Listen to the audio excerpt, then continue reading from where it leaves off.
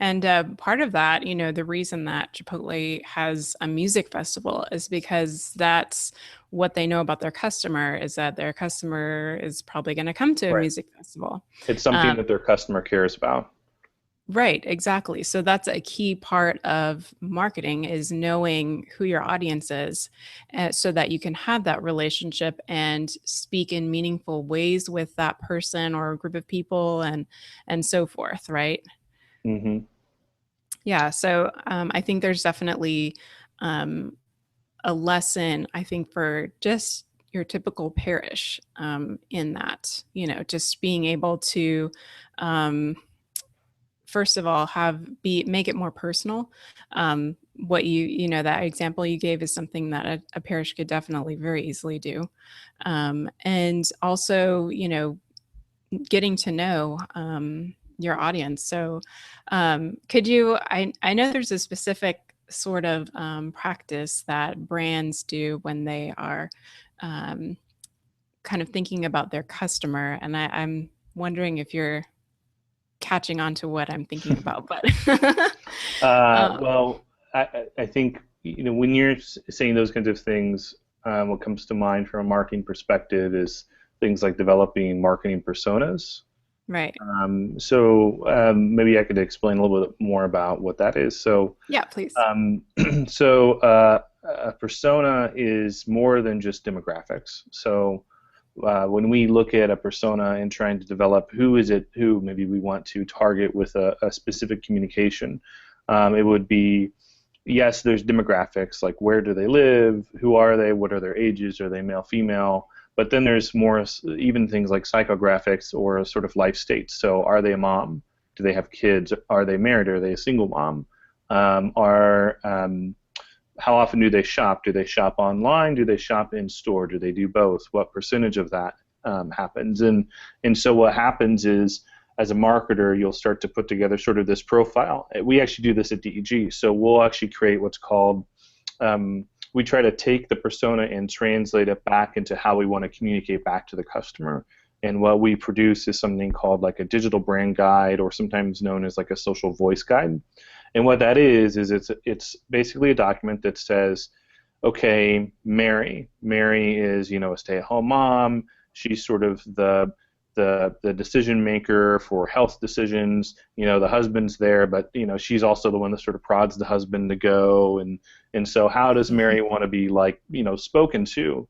Well, Mary doesn't want to be like spoken down to because she's a millennial mom and she can look on her phone and like go to WebMD and kind of freak herself out when she sees whatever the answer is on WebMD. But so how do we communicate to her that's in a way that aligns with sort of empathizing with her state, with whatever's going on in her family, but also be in a way that is like knowledgeable. And right now, I'm speaking specifically of one of the brands that I work with. That's a health brand, and what they found was that their persona ended up being sort of based on one of their doctors at this hospital, who was he was also a mom, so there was that sort of related tone. And then they found out that speaking as a mom, but sort of as somewhat of an authority figure because they are a doctor. So there's sort of a relationship that then can be built.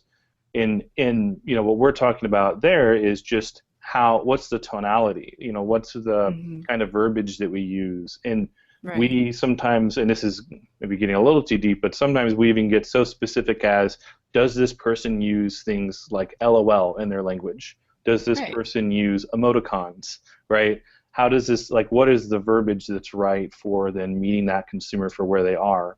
And I think that's the point when you look at something like a persona, or when you try to translate that into evangelization, is you always hear people in ministry say, well, we want to make sure we're meeting them where they are, right? Mhm.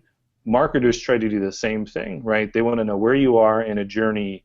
Their journey is just different because it's more like a sales pipeline, right? Where are you in terms of your consideration of our product?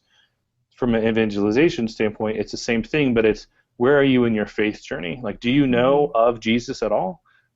Are you even Christian? Maybe you're Christian but not Catholic, or maybe you only go to church, Christmas and Easter, or maybe you go to church just when you're feeling bad and you need to go to confession, or there's this whole wide range, or maybe you grew up Catholic you're a very devout Catholic, but maybe you don't know the faith, right? Maybe you could be devout, but maybe you're not catechized well. And so there's a whole wide range and I think that's the challenge. I think when you compare it to marketing is how do you meet people where they are in that faith journey, right? Because it is a journey, and everybody's at different spots, to try to reach them, Yeah, and that can be totally overwhelming because there's right? so many different options, right, for parishes. And so I think one of the great things that I've gleaned from just using that tool of marketing personas in my evangelization work is when I'm promoting an event, I try to come up with maybe one or two personas because there's such a wide range of people that we're serving, and just see, like what kind of car does this guy like? What if I'm doing like right now I'm working on promoting a men's conference. So I'm looking at, what does this guy drive? What does he listen to? What does he what kind of Catholic media does he consume, if any? What is his relationship with God? Yeah, I mean, what kind of man does he want to be? So all of these things, and I think that can really help you as a tool to just kind of um, think about how you're going to share your message.